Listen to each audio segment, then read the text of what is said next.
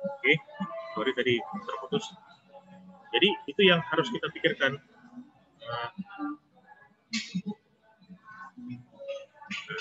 Kalau kita terlalu banyak di contoh tadi, misalnya kita punya unit 300, kalaulah dalam sebulan itu kita hanya bisa memproduksi menjual 200, maka kita akan ada sisa 100 lagi kan? Logikanya kan gitu ya. Ya kan? Maka 100 ini harus kita keluarkan nanti biaya untuk menyimpan. Apakah di gudang? Di gudang ini nanti, contoh misalnya, menghindari adanya kehilangan. Ya kan? Kan dari 100 itu bisa dihilang. Atau dia menyusut. Contoh misalnya kita yang simpan itu adalah tepung, kita jualan tepung. Ya kan? Kalau kita simpan semakin lama tepung itu bisa jadi misalnya kemarin 50 kilo satu sak, misalnya, ini bisa jadi turun jadi 48. Kalau 48 ini berarti kita ada punya kekurangan 2 kilo, ya kan? Itu salah satu faktor resikonya. Nanti bisa kalian lihat di channel yang disampaikan sama abang-abang kalian di channel YouTube itu udah ada tentang manajer risiko. Nah sekarang hilang dan menyusut itu adalah biaya penyimpanan. Tapi kalau misalnya dia 400, ternyata yang bisa kita jual di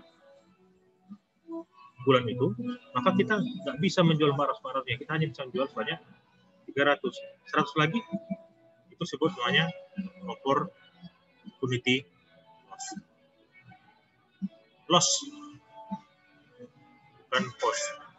Opportunity loss. Ada kerugian yang tidak bisa kita laksanakan. Karena apa? Kita hanya mempunyai stok 300. Akibatnya apa? Kalau terjadi opportunity loss ini, yang pertama adalah kita nggak bisa mendapatkan sales, penjualan secara optimal. Lalu tim penjualan kita mampu menjual 400, tapi kita punya 100, itu pertama. Yang kedua, ada fatsun orang manajemen itu berkata bahwa kehilangan satu orang itu sama dengan kehilangan lebih dari satu orang penjualan. Itu di marketing tuh bahasanya. Kita kalau kehilangan satu kali kesempatan untuk menjual, itu sebenarnya kita bisa kehilangan lebih dari satu. Kenapa begitu? Karena ada yang kecewa kan. Orang yang kecewa akan cenderung untuk bercerita ke orang lain. Betul? Betul kan? Nah itu. Jadi kita harus pandai-pandai nih. Kalau bisa, kalaupun kita ada lebih dari misalnya tadi 400, ada 300 dari stok kita, misalnya, penjualan kita tuh minimal di 299 atau 285. Itu jangan sampai lebih. Kalau lebih berarti kita salah menetapkan 300 ini. Harusnya 400 malah. Ngerti kan maksudnya ya? Jadi jangan sampai kita salah menetapkan berapa di jumlahnya. Itu yang kita pelajari hari ini. Nanti kalian bisa pelajari juga dari YouTube. Itu jangan jadi tugas kalian untuk kalian kumpulkan minggu depan. Jadi, di perusahaan dagang itu, ya, perputarannya itu bagaimana? Persediaan barang dagang itu kas, persediaan barang dagang, dan jadi kas kedua. Kalau dia orang belinya kas tunai. Kalau dia belinya, gimana kalau dia misalnya belinya kredit, Pak? Ini saya tambahkan sedikit. Misalnya, kalau dia ini yang tunai, ini yang kredit. Kita beli kas untuk mendapatkan persediaan, ya kan? Berikutnya persediaan kita jual, itu tidak mungkin piutang saja, pasti ada kas sedikit. Dan berikutnya adalah tambahan dari kas kedua ini untuk membayar utangnya ke kita dalam piutang. Maka akan ada kas 1 dan kas 2. Itu pasti kan. Tidak pernah kita membeli kredit itu hanya piutang doang, itu tidak bisa itu. Kita akan rugi. Makanya akan ada kas 1 dan kas 2. Ini yang sering kalian dengar istilah namanya DP, down payment. Jadi ini harus kita kelola. Kalau kita punya uang kasnya begini banyak, maka ini akan ada kesempatan kita untuk membeli lebih banyak lagi inventory. Tapi kalau kita gunakan persediaan kredit ini, kita berharap sales-nya yang semakin besar.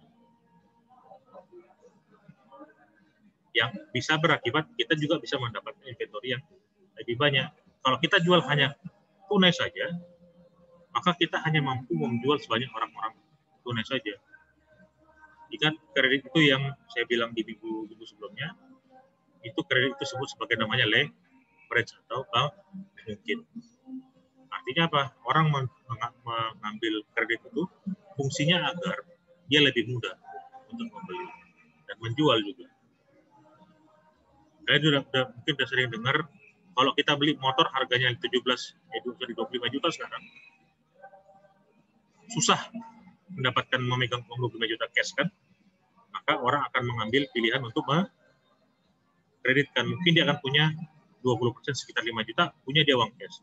Sisanya dia kreditkan. Berat nggak? Misalnya sebulan kita anggaplah 700.000. Berat nggak 700.000 dibayar tiap bulan? Enggak kan? Nah, itulah skemanya orang keuangan.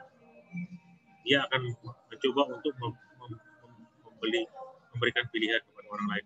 Dia tidak hanya memilih ini, tapi dia kasih pilihan-pilihan. Apakah ini DP-nya misalnya 5 juta, kalau dia punya 10 juta, silahkan. Atau dia misalnya di sini dia bilang, ya udah saya kasih subsidi, di sini 2 juta, 3 juta, DP-nya nggak apa-apa. Tapi di sini dia naikkan. Artinya dia mau membuat semua persediaan yang ada di gudang itu habis. Itu yang dipikirkan orang keuangan. Jadi dia kasih alternatif. Nggak perlu sama dia yang ini. Yang ini dia tidak terlalu penting. Tapi yang penting adalah di sini. Dan ininya habis. Itu. Ya. Lanjut. Jadi ini yang mana yang kita pentingkan, apakah kita mendapatkan uang atau mendapatkan kesempatan untuk memutarkan uang kita. Orang bilang sering namanya omset kita. Ini dia bahasa turnover merchandise dan turnover merchandise yang dilihat dari ini. Cost of goods sold itu adalah, mungkin kalian sudah belajar kemarin, tapi akan lebih diterangkan lagi sama dosen kalian nanti di akuntansi biaya, bahwa cost of goods sold itu adalah harga pokok produksi atau harga pokok penjualan. Cost of goods sold itu adalah harga pokok penjualan, di mana harga pokok penjualan itu adalah besar harga pokok produksi ditambah dengan keuntungan dan risiko yang kita tanggung. Jadi cost of goods sold ini adalah sama dengan harga pokok penjualan. Oke. Yang besarnya itu adalah harga pokok produksi ditambah dengan proyeksi risiko ditambah dengan margin keuntungan. Proyeksi risiko ini mungkin kalian juga akan didapat di mata kuliah manajemen risiko. Kalau ada ya. Kalau nggak ada, silakan dilihat di YouTube saya, ada beberapa bahan tentang manajemen risiko. Jadi kita harus tahu kayak mana risikonya ke depan. Jangan hanya mengandalkan biaya dasar kita ditambah keuntungan saja. Ini yang sering orang bilang nanti menang di buku pembukuan aja. Padahal kita punya potensi risiko. Nah, di sini kita harus di turnover merchandise ini adalah berapa kali kita bisa menghasilkan ini penjualan dengan besar biaya yang kita gunakan. Misalnya kita punya penjualannya 1 juta, kan? Average merchandise inventory at sales price ini rata-rata berapa kali dia menjual? Misalnya 50 kali, 50.000 gitu. Maka jadinya adalah 20 kali turnover merchandise. 20 kali uang kita yang punya itu, uang kita dibandingkan dengan sales. Kan? Misalnya 1 kali satu kali sales itu, satu kali perputaran merchandise itu, kita dapat untung misalnya 20.000 misalnya, maka keuntungan kita adalah 20.000 dikali 20 kali. Artinya kita dapat untung 400.000 dari 1 juta penjualan. Nah, itu harus kita pelajarin tuh, Dek. Nanti mungkin kalian akan lebih banyak belajar di akuntansi biaya. Nah, ini contohnya. Ya. Nih, berapa itunya? Nanti silakan dihitung di sini. Ya, berapa perputarannya. Hari rata-ratanya begini. Nah, ini kita maju ke bawah. Kalau dia perusahaan industri, ingat tadi ini adalah perusahaan dagang. Ya. Kalau industri dia, ada 3 jenis persediaan. Yang pertama disebut namanya persediaan bahan baku. Atau ini modal dasar kita. Ya, tadi misalnya ada kita mau buat furniture misalnya, maka bahan dasar itu adalah apa?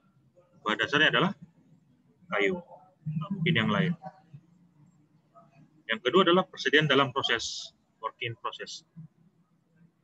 Jadi ini bahan baku yang sudah kita punya tadi, itu kita tambahkan, misalnya kita ketok, berarti kita perlu paku, perlu ini, perlu itu, perlu lem, misalnya. Jadi work in process ini adalah, kalau ini kita buat grafiknya, ini kita sebut sebagai bahan 1, B1, ini adalah B2 misalnya, maka B2 itu adalah B1 ditambah dengan direct labor, biaya yang kita keluarkan untuk tenaga kerja, ditambah dengan direct material, ditambah dengan BOP. Nah, ini kita bedah satu-satu. Direct labor ini apa?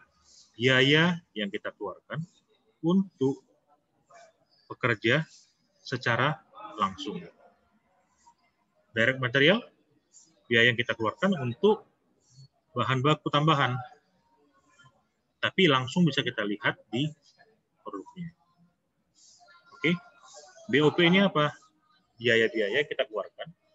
Ini BOP ini biaya atau bahasa lainnya dia overhead product atau factory overhead bahasa Inggrisnya. Factory overhead.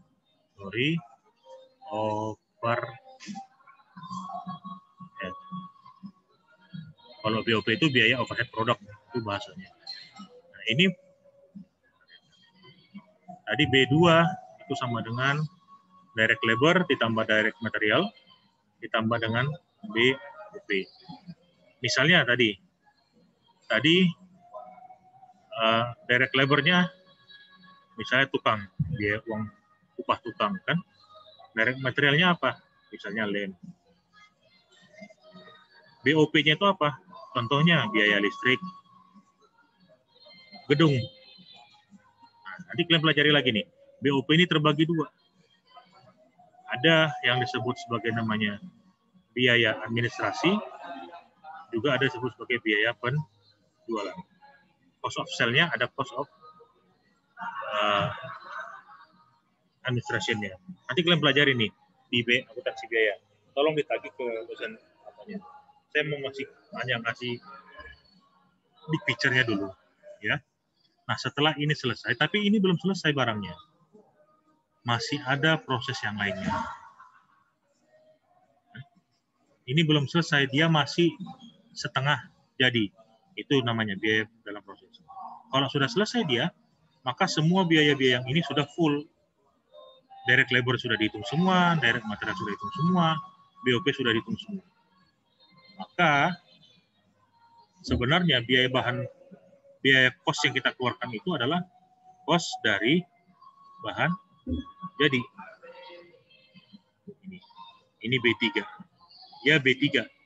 Itu sebenarnya cost yang kita keluarkan. Tapi kalau kita dalam 1 tahun anggaran itu, maka B3 itu sama dengan cost dalam 1 tahun itu adalah B3 ditambah dengan cost yang ada di B2 ditambah dengan cost yang ada di B1. Artinya masih ada barang yang belum diapa-apain, ada barang yang masih nyangkut belum selesai, tapi ada juga barang yang sudah selesai tinggal dijual. Ini harus kita hitung semua. Inilah yang kalian ingat, kalau ingat kemarin, mungkin sudah dijelaskan juga di akuntansi dasar di perusahaan manufaktur.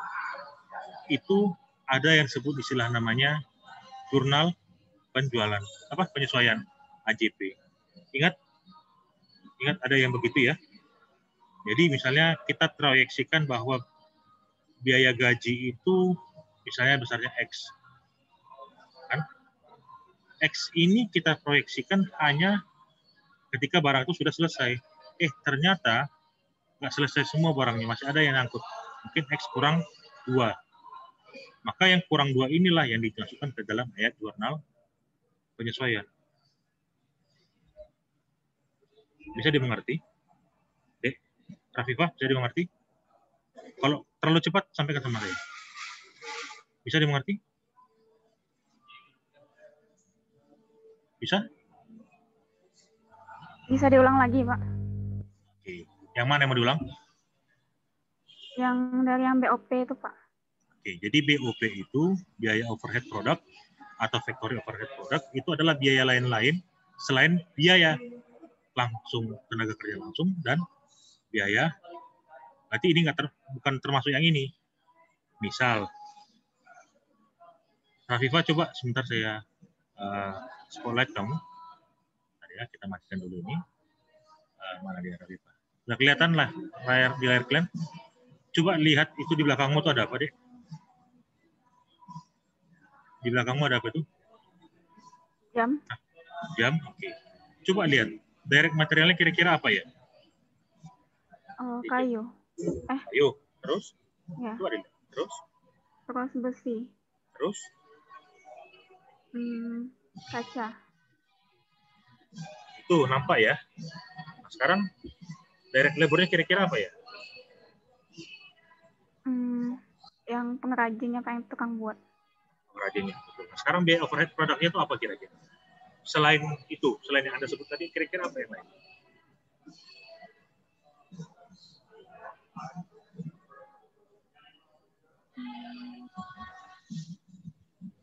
Kira-kira apa ya? Gaji pekerjanya. Pekerja kan sudah.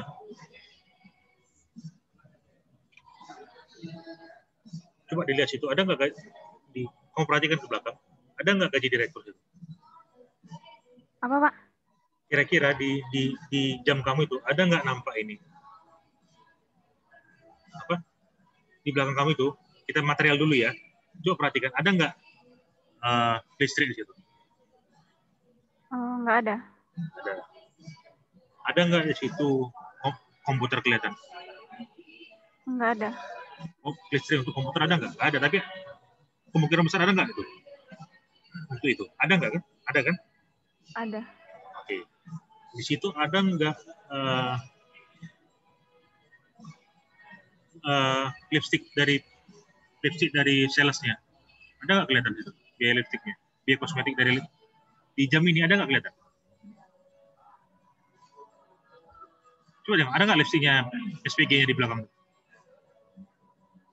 Kan ini kan belinya kan di toko mebel kan? Iya. Ada nggak kelihatan tuh ada lipsticknya SPG-nya ada kelihatan nggak? Nggak ada. Ada. Ada nggak di situ kelihatan BBM-nya direksinya? Nggak ada. Tapi ada nggak kira-kira keluar tuang itu? Ada. Itu yang disebut sebagai BOP. Untuk BOP yang untuk labor, untuk material. Jadi kamu nggak bisa nampak langsung di sini nih, di jam kamu itu. Nah, BOP yang untuk labor, itu saya bilang tadi contoh misalnya, ada nggak di situ gaji nampak di situ kira-kira langsung, ada nggak untuk SPG-nya? Gaji SPG, nggak ada kan? Tapi kalau kira-kira upahnya ini kan bisa kita menghitung kan, upah untuk membuat jamnya, tapi pengrajinnya bisa dihitung kan? Ya nggak? Bisa. Itu yang direct labor. Kalau yang BOP-nya, contoh tadi tuh gaji SPG-nya, gaji direksinya, gaji supervisornya itu nggak termasuk. Jadi itu masuk ke BOP, kan? Nah, sekarang tadi kita balik lagi ke yang tadi. Semua itu akan ada muncul di sini. Ini yang kalau kita harap ini yang jadi nilai cost kita. Di sini memang munculnya. Tapi kan nggak mungkin hanya ini aja. Pasti akan ada masanya kita punya work in process yang belum selesai barangnya. Dikit lagi mau selesai gitu. Atau masih 25% selesai. Tapi dia nggak bahan baku lagi. Bentuknya nggak kayu lagi. Tapi udah mungkin sudah dalam bentuk rangka. Kayak tadi jam itu misalnya dia masih dalam bentuk jarumnya saja. Itu namanya work in process. Ya, kalau bahan baku ya tadi mungkin dia bahan dasar-dasarnya itu apa? Kayu sama besi kan gitu kan. Di jamu tadi kan gitu ya deh ya. Jadi secara kalau kita buat ini perumpamaan, misalnya ini kita sebut ini barang A, ini barang B, ini barang C, jumlahnya, maka sebenarnya inventory kita itu adalah C ditambah B ditambah A. Harapan kita kan ini sudah selesai semua, bahan baku itu sudah selesai semua di akhir tahun kan, tapi kan nggak mungkin itu akhir tahun masa ya langsung di tanggal 30 kita stop semua produksi kan nggak mungkin, selesaikan sampai tanggal 31 kan gitu ya. Atau kita misalnya nih kita tahu nih selesai di tanggal 26 Desember sudah selesai semuanya. Terus ini nggak usah kita buat lagi, nggak usah kita beli lagi, nggak mungkin dong. Kita kan tetap perlu ada stok di apanya untuk bahan baku dan untuk barang yang akan kita proses. Nggak usah kita buru-buru kali kan. Itu dia logikanya. Tapi yang bisa kita jual itu adalah bentuknya ini.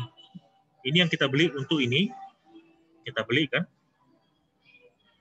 Kita tambahkan lagi nanti dia kas lagi sebagai cost-nya, maka dia akan jadi bahan baku dalam proses menuju barang jadi. Setelah dijual, dia menjadi uang. Yang tadi keuntungan kita, ya kan? Keuntungannya itu adalah labanya adalah cost dikurang dengan sales dikurang dengan cost. Bahasanya sering begini. Bentuk agar terbiasa. Ini adalah simbol dari laba, ini adalah simbol dari sales, ini adalah cost. Ya. Nah, itu jadi ketika kita sudah membeli, kita proses dengan tambahan biaya, tambahan kas lagi, baru kita jual. Ini kalau bentuknya penjualan tunai. Kalau penjualannya kredit ya sama kayak tadi juga, sama aja. Masalah yang sering kita hadapi ketika memiliki inventory itu yang pertama adalah berapa banyak jumlah yang kita harus punya. Yang saya bilang tadi, kalau terlalu banyak, ini terlalu banyak, maka kita akan menyimpan banyak juga. Tapi kalau kita terlalu kecil, maka proses produksi kita akan terganggu. Penjualan kita akan turun. Akibatnya apa? Ini. Potensi itu akan muncul, opportunity cost akan muncul. Sekarang, jika jumlah bahan baku lebih besar daripada kebutuhan baku, menunjukkan bahan baku yang terlalu banyak. Perusahaan akan menanggung resiko, biaya simpan dan biaya bunga yang terlalu tinggi. Biaya bunga muncul dari mana? Kalau kita minjam uang dari orang lain. Tapi kalau sedikit akan menghambat jalannya proses produksi. Bagaimana caranya mengendalikan itu? Pertama, kita beli secara sekaligus. Banyak-banyak kita beli, banyak-banyak, gitu. Misalnya kita butuh 1000, kita beli 1000-1000-nya. Artinya apa? Kalau ini kita beli semuanya, kita harus butuh gudang yang terlalu besar. Ya kan? Kita butuh 1000 setahun ini. Kita siapkan 1000. Berarti kita butuh gudang sebesar 1000. Mana lebih banyak kira-kira biayanya? Gudang yang isi 1000 atau gudang yang isi 100? Pasti yang 1000 lebih besar kan biayanya kan? Kita harus siapkan situ lahannya lebih besar, tempatnya lebih besar, dan yang menjaga pun harus sangat banyak. Atau cara kedua adalah ini, dibeli secara bertahap. Tadi 1.000, kita beli sekaligus, kita sekarang buat, misalnya kita beli 5 kali. Jadi 200, 200, 200, 200, 200, 200. Nah, ini 1.000 pertama kan. Kalau yang di sini dia, maka kita buat jadi 5 kali, maka dia perkalinya 200. Berarti kita hanya butuh gudang sebesar 200 unit untuk disimpan. Ya kan? Tahap berikutnya adalah menggunakan namanya pembelian menggunakan EOQ. Nanti kita bahas di bawah. EOQ itu apa? Nama bahasa Inggrisnya itu adalah economic, panjangannya Economic Order of Quantity. Jadi skala ekonomik yang paling ekonomis. Kenapa ini muncul? Karena di sini muncul permasalahan. Misalnya, ini ya, ini setahun ya, kita anggap ini. Biar gampang jangan 5 deh, 4 deh. Maka ini jadi 300. Maka setiap triwulan kita punya 400. Jadi 300, ini 300, 300, dan di akhir 300. Ini misalnya bulan 3, ini bulan 6, ini bulan 9, kita taruh di bulan 11 itu 300. Pertanyaannya, iya kalau ini di sini kita mau jual sebanyak 200, masih ada lebih kan? Kalau di sini tiba-tiba kita butuh 500, gimana? Maka terhambat lagi kan? Ya enggak? Kan terhambat kan? Sini 200, oke masih ada lebih 100. Di sini 500 lagi. Nggak mungkin lagi dong. Maka orang-orang yang sudah dulunya sudah mengalami kendala di sini, maka dia masuklah ke sini. Dia membentuk data di masa lalu, pengalaman dia.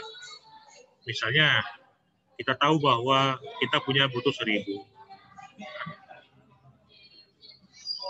Kita punya pengalaman, oh di bulan ini, di bulan-bulan sini ini, nggak perlu besar-besar.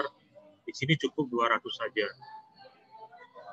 Biasanya di sini mulai banyak 600. Di sini 900. Di sini 1.000. Maka secara logikanya, kita di sini pesan tidak usah terlalu besar.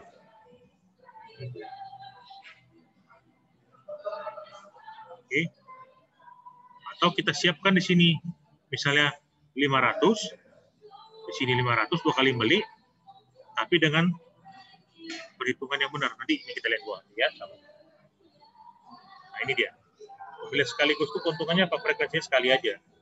Jadi biaya pembeliannya jadi lebih minim.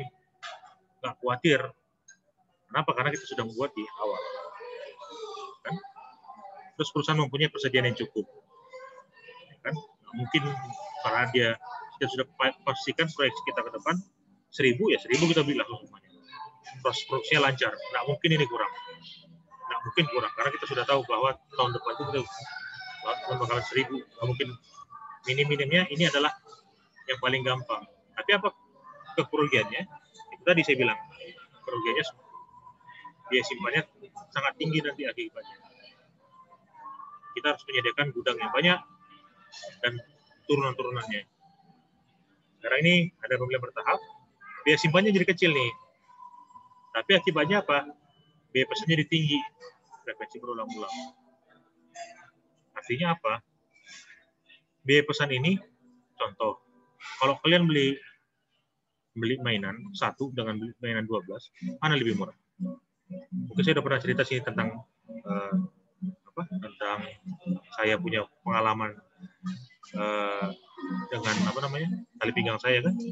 Kalau saya beli 1 dengan beli selusin itu bisa harga 1 itu sama dengan harga 12. Nah, itu biaya pesannya akan berulang-ulang. Ongkos ngirimnya pun jadi 2 kali 3 kali lipat. Kalau di sini kan sekali doang kita mengeluarkan uang untuk pesan kan. Kalau kalian beli di Shopee deh misalnya, ya kan kalau beli 1 dengan beli 12 hampir sama kan ongkosnya kan. Ini yang disebut dengan biaya pesan. Nanti kita akan lihat rumusnya di bawah. Ini dia. Pembelian sekaligus dan tetap ini. Biaya pesannya itu ordering cost-nya itu ini dia. R dikali OC dibagi dengan Q. Ternyata jumlah kebutuhannya dibagi biaya pemesanannya sekali dong. Pemesanannya. Simpan itu Q per 2 dikali P dikali CC. CC itu adalah biaya penyimpanannya. Biaya yang kita keluarkan dalam penyimpanan. Kita nyimpan, misalnya kita punya gudang 1000, ternyata kita isi cuma 200, maka lapar sendiri kok jadi loss juga, salah kan? Kita tetap harus menyiapkan 1000, makanya di sini adalah biaya rata-rata. Ya, nanti kita coba dibaca lagi, nanti didengar lagi dia. Nah, apa sih yang ordering cost itu? Yang pertama adalah biaya ordering atau procurement itu apa? Persiapan untuk pesan. Ordering ini OC. Itu apa?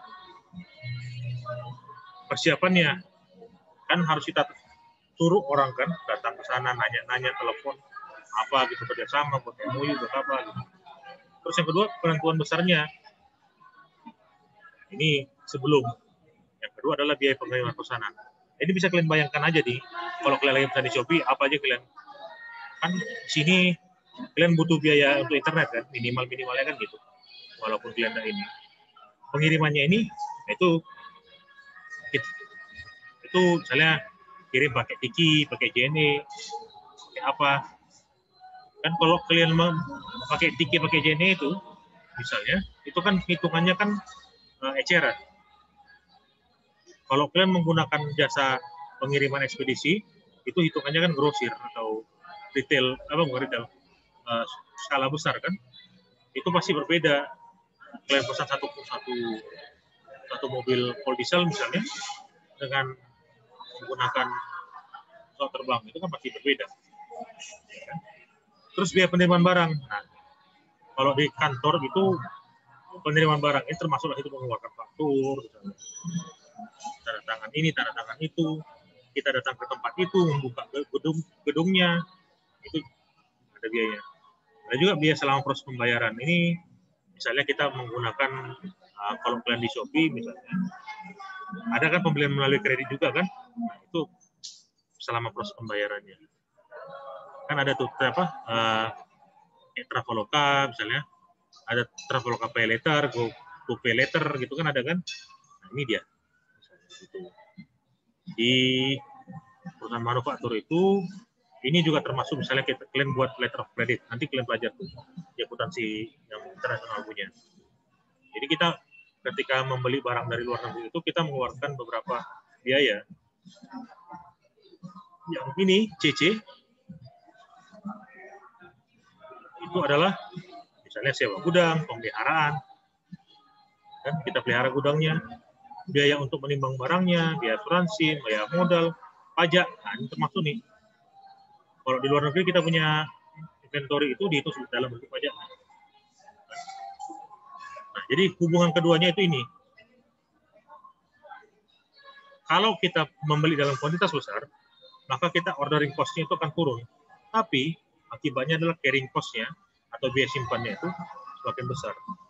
Wajar, ya kan?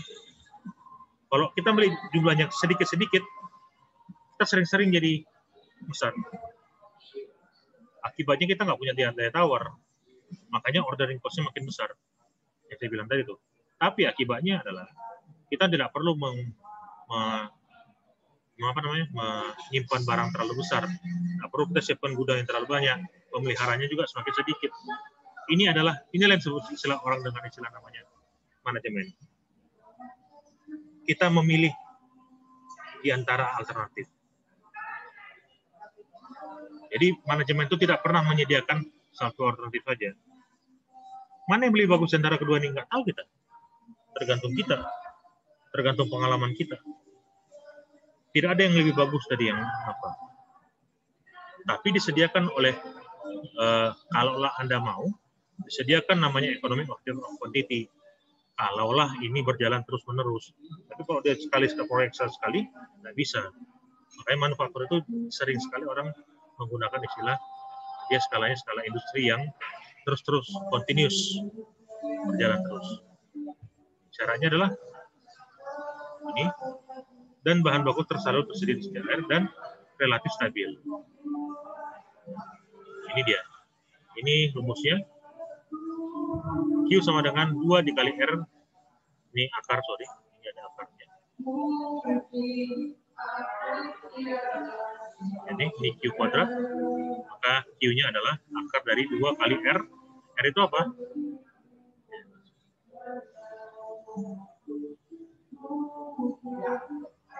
Jumlah kebutuhannya per tahun dibagi dengan opportunity cost-nya, dibagi dengan harga, dikali dengan biaya penyimpanan. Apa hubungannya OC dengan IOQ? Yang sama kita tadi. Semakin besar kuantitasnya, maka biaya kita keluarkan semakin besar. Nanti.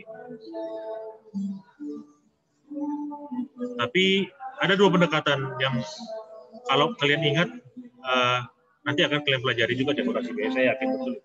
Jadi ini anggap aja ini sebagai pengantar saja, ya. Tapi nanti ini jadi tugas kalian juga untuk minggu depan. Ada 2 pendekatan. Yang pertama adalah pendekatan just in time. Itu apa? Just in time itu apa?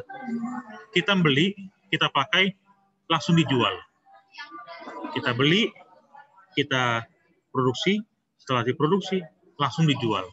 Jadi nggak ada istilahnya kita menyimpan uang, menyimpan barang terlalu banyak. Misalnya nih, ini yang menggunakan just in time ini, biar dulu itu orang sering mengidentikan dengan perusahaan-perusahaan yang ada di Jepang. Kenapa? Jepang itu tanah itu sedikit, SDA-nya terbatas. SDM-nya banyak, tapi SDM-nya terbatas dia. Maka orang mendatangkan itu harus ketika sampai barangnya, tempat itu harus tersedia. Ini harus bisa dikosongkan sebanyak barang yang masuk. Misalnya dia masuk 300, kapasitasnya 700, maka di sini 300-nya harus ada masuk ini. Jangan sampai 300 ini nggak bisa masuk ke sini. Maka minimal yang harus ada di dalam. Kalau sampai ini enggak, maka ini jadi mahal. Ketika datang ke pelabuhan, nggak cukup nih. Maka just in time itu secara tepat waktu. Dan dia terus-menerus. Contoh nih bisa. Kebutuhan bahan baku kita itu sebanyak 2.400 unit per tahun. Harga pembelian 1. Biaya pesannya 30 per kali pesan. Biaya simpannya itu 40% dari setahun kita anggap 300 hari kerja, jangan nggak usah 365. Lead time itu adalah waktu tunggu kita.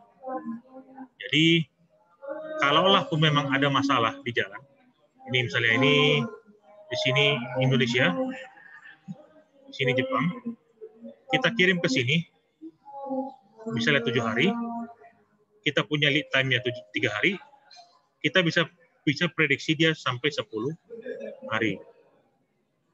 Masih oke. Dilewat dari 10 hari, masalah. Gudang kita langsung kosong, nggak ada lagi. Oke. Dan ada safety stock kita sebanyak 25. Hitunglah berapa EOQ, nanti lihat. Minggu depan Anda di tugas kemudian ya. Nanti kita isi di sini. Tugas Anda nih, mengisi ini. Dengan yang saya berikan tadi. Bagaimana caranya? Ini R, ini adalah ordering cost-nya, pembeliannya. Ini adalah CC-nya, dan ini adalah biaya simpan. Oke. Nanti lihat di atas ada caranya. Oke. Saya rasa itu dulu. Ada yang mau ditanya?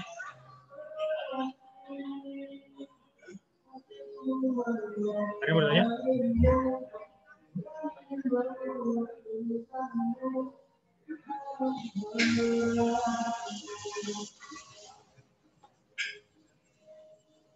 Jadi tugas Anda itu nanti 1, merangkum video yang sudah saya kirimkan tadi, siapkan itu menjadi sekitar 8 menit sampai 10 menit. Tidak boleh lebih, tidak boleh kurang. 8 sampai 10. Bisa dengar suara saya? 8 sampai 10 menit. Oke. Dan di sana Anda bercerita bagaimana apa isinya. Jadi Anda baca dulu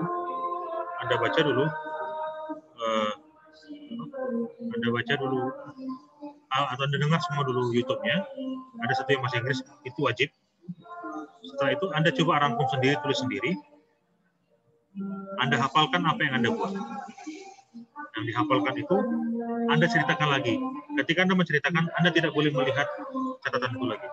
Kalau Anda mau punya poin-pointer boleh, tapi jangan membaca. Seperti saya tadi ngomong, walaupun saya menggunakan slide kan, tapi saya tidak pernah menggunakan itu menjadi bahan saya untuk bercerita kepada Anda.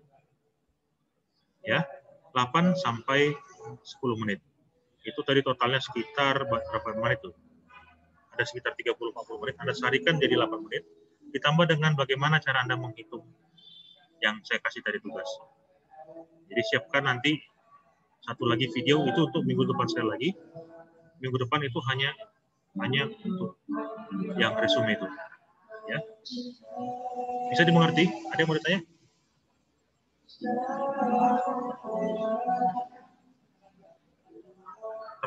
Paling lambat pengumpulan itu hari Selasa jam 23:59. Sebelum jam 12 malam, Anda sudah mengumpulkan di hari Selasa, bukan di hari Rabu.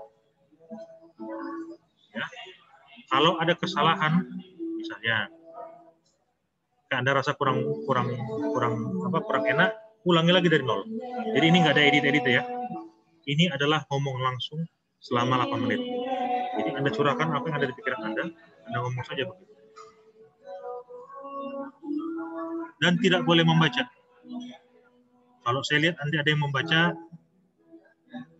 akan saya langsung nilai E kan. Tidak boleh membaca. Silakan kalau mau dibuat pointer boleh, tapi tidak membaca. Anda harus ngomong secara free, secara bebas selama 8 sampai 10 menit. Bisa dimengerti? Yang sudah selesai dengan saya di tugas UAS dan UTS free-nya, itu akan saya berikan kebebasan, boleh tidak mengikuti tugas ini. Tapi yang belum, jangan coba-coba. Ya, bisa? Kita ada waktu, saya punya waktu penilaian untuk Anda itu sampai tanggal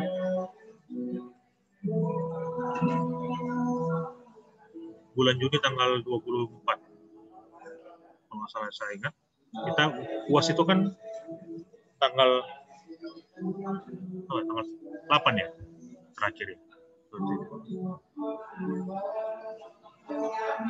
Mei, Juni. Ya betul, tanggal 24. Di tanggal 12 kita ujian kan? Ya, saya punya waktu 2 minggu. Jadi itu harus Anda kerjakan. Minggu depan saya akan berikan UTS dan UAS free. Terakhir kita akan ada satu lagi tugas nanti untuk tanggal di pertemuan terakhir. Itu akan membawa Anda melihat siapa Anda sampai di akhir pertemuan kita. Ya, saya tidak ada ujian, tapi saya akan memberikan tugas buat Anda agar Anda bisa lebih baik. Ada yang mau tanya? Ada yang mau tanya? Izin bertanya, Pak. Yuk, silakan, Pak. Kalau untuk yang tugas penghitungan itu dibuat video juga, Pak? Itu minggu depan sekali lagi. Jadi minggu depan sekali lagi itu berarti yang ada, untuk minggu depan ada 2 tugas. 2 tugas nanti. Mana rangkum video? Iya, minggu depan 2 tugas ya. Jadi ada sekali lagi video yang akan yang dikumpul minggu depan itu kedua-duanya, Pak? Iya, yang minggu depan itu satu aja. Tapi yang untuk minggu depan 2 minggu lagi itu kita akan pakai 2 tugas. Kalian yang pertama adalah hitungan, yang kedua adalah nanti saya akan berikan Anda bahan tentang manajemen keuangan internasional, videonya. silakan Anda rangkum lagi. Ya. Ada yang mau tanya lagi?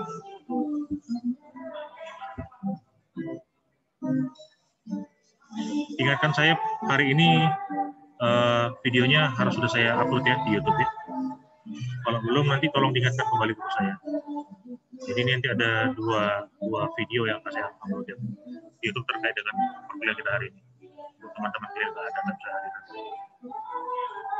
Ada yang bertanya?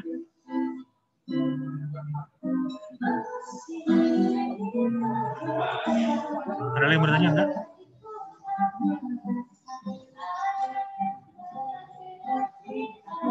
Ayo, sebelum saya tutup.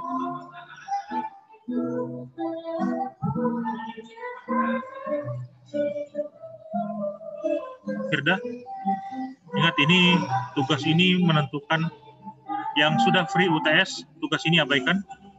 Yang UAS akan kita kerjakan minggu depan. Ini akan saya anggap sebagai UTS, minggu depan sebagai UAS. Yang UTS sudah free, abaikan saja. Ya.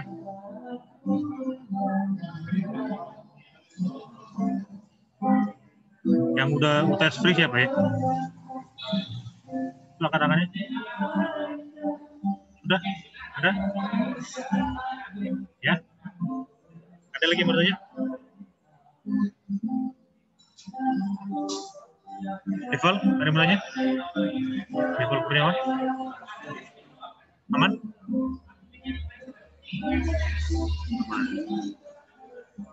Ada satu Nabila? Pak, izin bertanya, Pak. Ya, Putri. Ya, Pak, itu yang tadi katanya bahasa Inggris itu apa, Pak? Itu kan ada yang linknya bahasa Inggris tuh, YouTube-nya. Oh, itu berarti nanti diartikan dulu baru kita Nggak usah, nggak perlu diartikan, langsung aja Res. Langsung sendiri aja. Yang jelas itu harus di tiga-tiga itu harus ada. Jangan cuma di misalnya yang hanya di MPO itu saja atau di yang kedua saja, jangan. Ketiga-tiga itu harus muncul semuanya. Makanya namanya resume kan.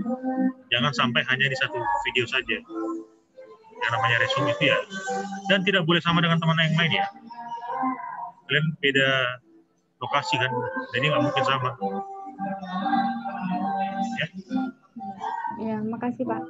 Jadi klien itu ada disampaikan sama mereka, Anda boleh tambah-tambahin. Misalnya menurut saya begini, menurut Anda begini, boleh-boleh aja. Ya, saya punya ketidaksetujuan dengan yang teori ini boleh aja, atau saya sangat setuju dengan teori ini boleh aja. Jadi jangan sama. Makanya saya bilang ini meresum itu mereview itu artinya Anda menambahkan apa yang ada di pikiran Anda. Karena tadi saya bilang pointer-pointer itu gunanya untuk mengingatkan Anda, oh ini mau saya bahas, ini mau saya bahas, ini mau saya bahas. Buat pointernya, boleh-boleh aja. Ya. Dan isinya ingat sekali lagi itu adalah suara Anda saja, tidak ada suara-suara lain. Tak perlu ada musik-musik di belakang. Ini nggak perlu diedit. Saya mau melihat Anda bagaimana cara menerangkan. Ya, mungkin yang sudah melihat tadi ada yang di manajemen resiko, itu mereka semua begitu saya minta. Dan akan saya upload lagi nanti di YouTube. Maka saya punya waktu 2 minggu untuk upload ini, nanti Anda share lagi untuk orang banyak. Mungkin mereka tidak dapat selama perkuliahan, atau mungkin mereka dapat. Dan mereka tahu tentang apa yang Anda sampaikan, dikomentari. Minimalnya 100 orang Anda punya yang melihat Anda. Dengan waktu yang selama 8-10 menit. Tak boleh dia melihat hanya 1 detik, 2 detik, terus komentar. Contoh nih ya, saya lihat kan. Saya punya ininya. Saya itu termasuk orang yang saya bilang itu tadi agak sedikit mengerti lah.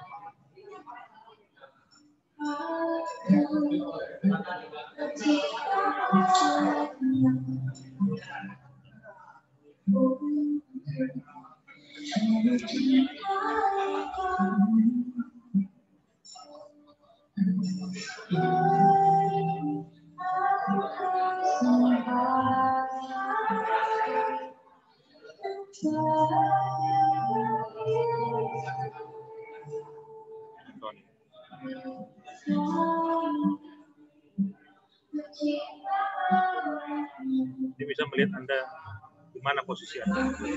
Begini, saya sudah peringati kemarin 5 dan ya, ada itunya.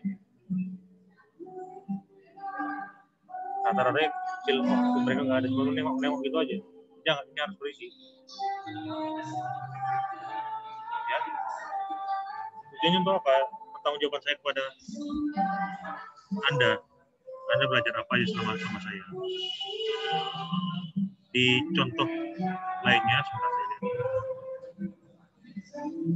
Bahkan ada yang ini yang mungkin saya akan benar yang dilakukan sama dia.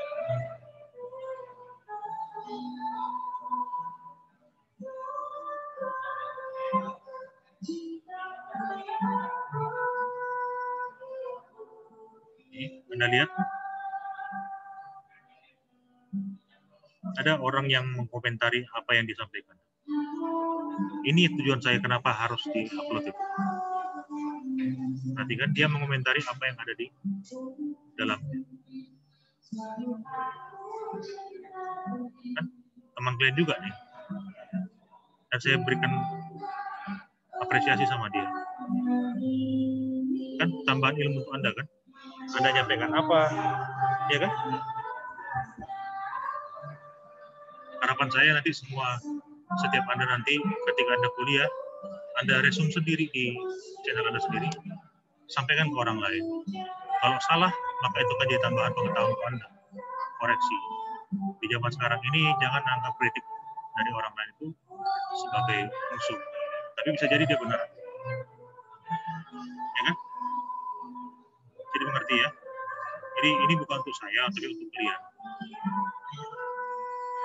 Saya capek loh, ini kalau Anda dengarnya sekarang saya sedang di kafe. Membayar lebih, itu sudah saya ceritakan juga sebelumnya. Saya dibayar nggak besar, tapi untuk kalian saya bayar harga untuk kalian agar lebih baik. Jadi mengerti ya, Dek ya? Apa yang sudah saya keluarkan kepada Anda itu saya harap kembali ke saya lebih baik lagi. Kalau nggak saya rugi. Bisa dimengerti? Bisa? Dinar, bisa dimengerti? Bisa, Pak. Oke ya.